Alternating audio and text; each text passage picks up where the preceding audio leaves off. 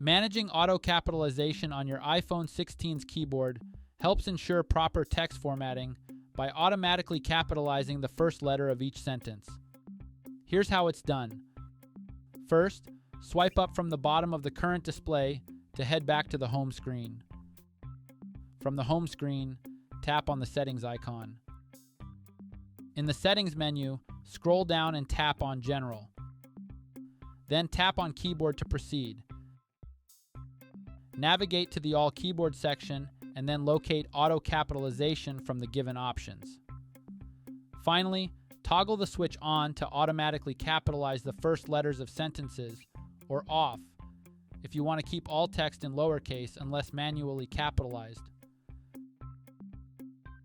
To test the setting, open any text input field like Messages or the Notes app. Once you're in the text input field, start typing to see the auto capitalization in action. Should you wish to make changes to this setting, just repeat the same steps to head back to the keyboard settings menu and then apply necessary alterations to the auto capitalization option.